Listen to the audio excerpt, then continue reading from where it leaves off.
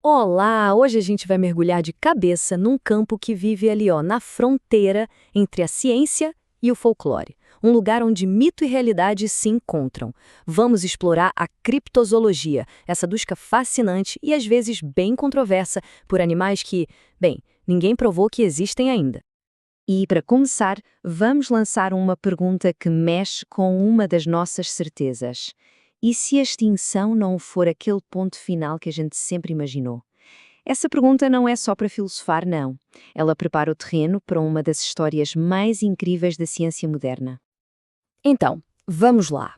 O que é, afinal, a criptozoologia?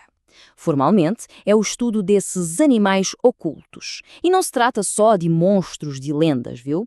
A ideia é investigar a possibilidade de espécies que a gente não conhece ou que achávamos que já tinham sumido do mapa ainda estarem por aí, escondidas nos cantos mais remotos do planeta. E para provar que esse campo pode dar em alguma coisa bem concreta, nossa primeira parada foca numa descoberta que, olha, abalou o mundo da ciência e mostra como, às vezes, o que parece impossível acaba acontecendo. A história do selacanto é simplesmente extraordinária. Pensa só, um peixe conhecido apenas por fósseis de 400 milhões de anos. Os cientistas tinham certeza absoluta que ele tinha desaparecido junto com os dinossauros.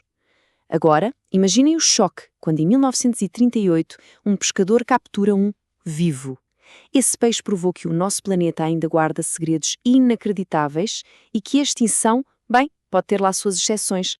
Agora, vamos sair da terra firme e mergulhar fundo numa das últimas fronteiras realmente inexploradas da Terra, o Oceano Profundo. É um reino de escuridão total, pressão esmagadora e o berço de algumas das nossas lendas mais aterrorizantes. O explorador William Beebe resumiu perfeitamente o mistério do abismo. As palavras dele nos transportam para um mundo quase alienígena, um lugar onde o tempo parece não passar e onde, sinceramente, qualquer coisa pode existir, bem longe dos nossos olhos. É o esconderijo perfeito. As histórias de monstros marinhos gigantes, como o famoso Kraken, eram super comuns. Marinheiros relatavam encontros com criaturas de tamanho impossível, capazes de afundar navios inteiros. Por muito, muito tempo, a ciência simplesmente descartou tudo isso como folclore. Mas a verdade era bem mais estranha que a ficção.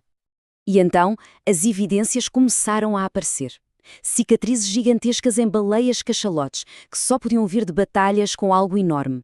Depois, carcaças bizarras começaram a surgir nas praias. E, finalmente, com a tecnologia dos submarinos, conseguimos filmar.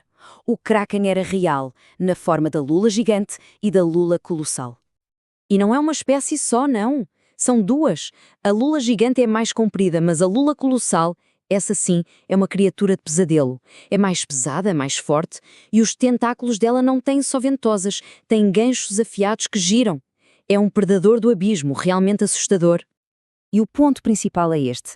Essas criaturas vivem a 2.000 metros de profundidade, num ambiente de escuridão e pressão que a gente mal consegue imaginar.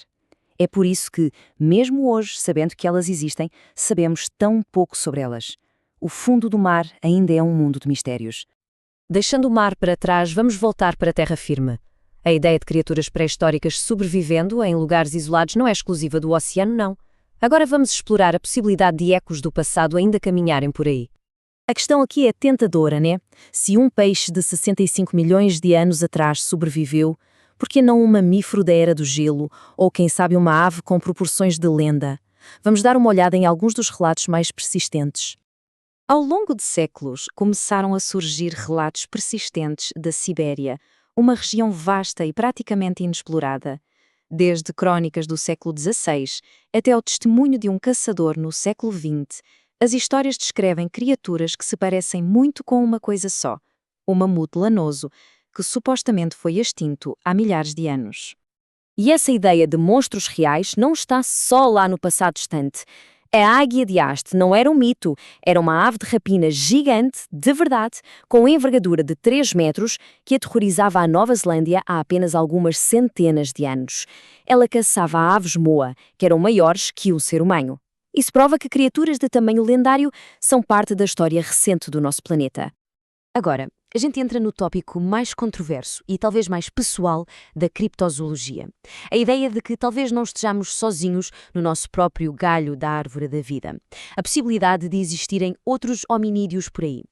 Em 1920, durante uma expedição na Venezuela, um geólogo chamado François Deloise tirou uma foto que se tornaria uma das provas mais debatidas de todos os tempos. A imagem mostra uma criatura parecida com um macaco, sentada numa caixa, olhando diretamente para a câmera. O debate começou na hora. Do lado dos que acreditavam, a criatura parecia diferente de qualquer macaco sul-americano, não tinha rabo visível e foi até proposta como uma nova espécie. Do outro lado, muitos cientistas argumentaram que era só um macaco-aranha comum, talvez posicionado de um jeito para enganar ou com o rabo escondido. Sem o crânio, que se perdeu, o mistério continua até hoje. E talvez ainda mais estranha seja a história de Zana, da região do Cáucaso. Os relatos do século XIX não a descrevem como um animal, mas como uma mulher selvagem, coberta de pelos, com uma força incrível. Ela foi assimilada numa aldeia, fazia tarefas simples e até teve filhos. A história dela levanta questões muito profundas sobre a possibilidade de populações de hominídeos antigos terem sobrevivido até a era moderna. Bem, depois de explorar tantas possibilidades, é crucial manter o equilíbrio. A história da criptozoologia também está cheia de fraudes, enganos e da nossa própria vontade de acreditar no impossível. Esta última parte é sobre o ceticismo, sobre separar o que pode ser real do que é enganação pura e simples. O caso do Hydrarchus silimani é um exemplo clássico. Em 1845, um showman chamado Albert Koch pegou ossos de uma baleia pré-histórica, remontou tudo de um jeito bem dramático para parecer uma serpente marinha, deu um nome em latim e saiu viajando pelo país, cobrando para a galera ver. Foi um sucesso de bilheteria, mas uma fraude científica total. E as fraudes vêm de tudo que é jeito. O Garadiabolo de 71 foi um engano deliberado de uma pessoa só querendo fama, colando partes de peixe. Já a Jenny Haniver é diferente. É uma tradição de arte popular. Marinheiros secam e entalham arraias para parecerem anjos ou demônios, não para enganar cientistas, mas como um tipo de artesanato. Isso mostra que existem vários motivos por trás da criação de monstros. A questão é a seguinte: o ceticismo é uma ferramenta essencial. O nosso desejo de acreditar em maravilhas e mistérios é o que torna esse campo tão legal, mas é também o que nos deixa vulneráveis a enganos. Às vezes, a linha entre o real e a fraude fica tão fina que desafia até o sistema legal. No caso do Homem de Gelo de Minnesota, uma suposta criatura hominídea congelada que era exibida em feiras, o FBI foi consultado. Essa citação do diretor J. Edgar Hoover mostra a área cinzenta bizarra em que essas criaturas podem entrar. Se não é humano, que leis se aplicam? É muito estranho. E essa questão legal do que é ou não humano nos leva ao coração da criptozoologia. Não se trata apenas de encontrar animais. Trata-se de mapear os limites do nosso conhecimento e encarar o desconhecido. Talvez a busca por monstros seja, no fundo, uma busca por nós mesmos, um reflexo da nossa necessidade de acreditar que o mundo é maior e mais misterioso do que parece.